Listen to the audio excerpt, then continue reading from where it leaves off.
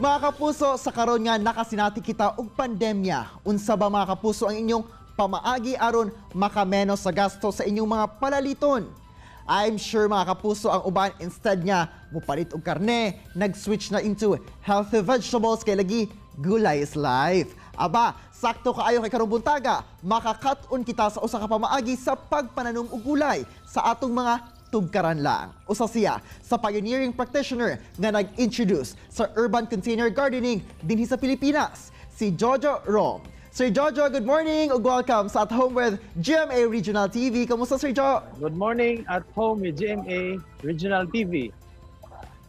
Wow. Salamat sa inyong pag-imbita ka nako aron mapaambit nako ang kasinatian o labi na ang mga mayong benepisyo sa pagpananom sa kaugalingong mga gulay. Og excited ako sir no nga madungog ang mga insights ingon man mga tips nga imong ihatag labot ni ini nga pamaagi sa pagpananom. Pero unang-una Sir Jo, alas to mga kapuso viewers, unsa ba ang buot pasabot kung moingon ta og urban container gardening ug unsa pod ang kining hatod nga kaayuhan niini?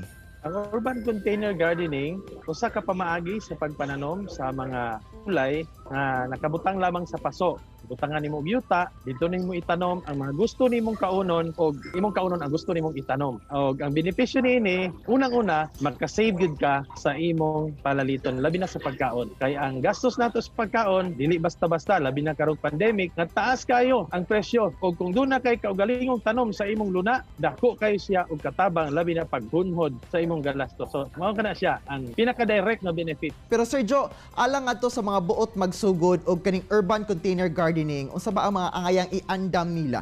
Simple lang ka pamaagi. Container, bangagan siya aron makaginhawa ang atong gamot sa tanom, butangan og yuta, kay atong ginahimo atong yuta, atong ibutang sa container, dito itanom ang atong seedlings or atong mga seeds. Tapos idiligan na lang, maka-harvest na dayon ta sa atong gusto nga gulay nga kaunon. Pero kani siya pamaagi sa pagpananom sir, murag space consuming ba siya or kinahanglan nga dako gyud imong space sa inyong tugkaran aron na maka-implement ka aning urban container gardening? Unay maayo nga pangutana. Gitawag sa container gardening tungod kay maski nasa gamay nga luna basta mo pasar lang sa lighting requirement, makita imong lugar sa sinag sa adlaw, okay na siya para makatanom ka sa imong gulay nga gustong kaunon. So kung space ang hisgutan, gituyo ni siya tungod kay diri sa urban areas, diri sa syudad, gagmay na kay mga luna. So dili mahimong excuse nga gamay kay ang luna, di ka makapananom. Gituyo kini siya nga technology sa pagpananom kay dili kinahanglan siya og dako nga espasyo aron makapananom ka sa imong gulay nga gustong kaunon. So, ingana lang siya kasayon ang atong urban container gardening. Ideal pud ba nga magamit ang mga lata isip container, sir? Yes, magamit gid siya. Sardinas, for example, pwede ka magsugo dito, magtanom og seedlings. Pag dagko na, pwede na nimo siya i-transfer dito sa dako-dako nga container.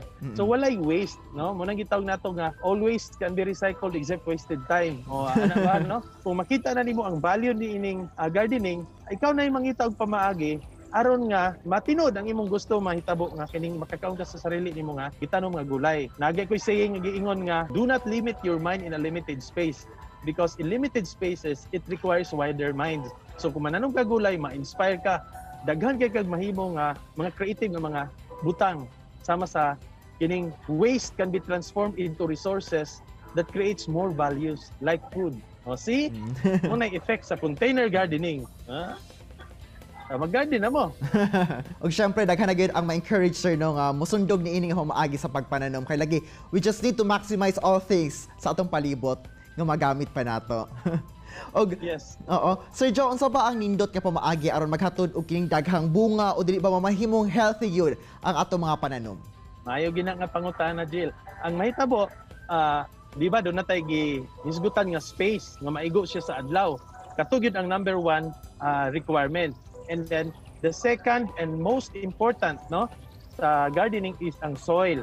Kay 70% sa kalampusan sa pagpananom, garden man o sa large scale farming naa siya sa soil.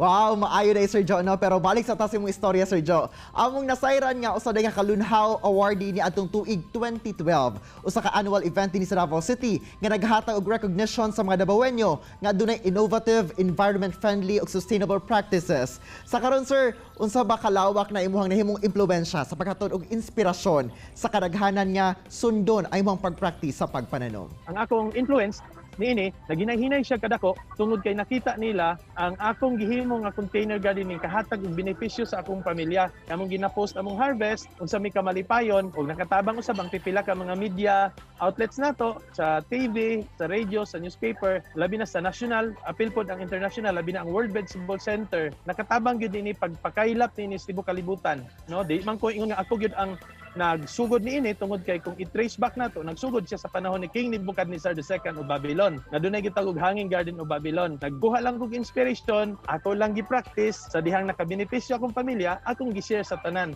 Ug balipayon nako nga nakita nako nga sa panahon sa COVID dako kay katabang ang container gardening. Wow, thank you so much mo mga tips ug advices sa ipanghatag sir no. So mga kapuso no nga nagtan-aw karon pangita na mo og mga containers din ha aron niya pong matamnan. Dahil kay salamat Sir Jojo og padayon sa pagpalambo paghatag og inspirasyon sa natad sa agrikultura. Ug amping always sir. Salamat kayo, salamat kay GMA Regional TV. Mga kapuso, relax lang mo. Mubalik pa ang At Home with GMA Regional TV.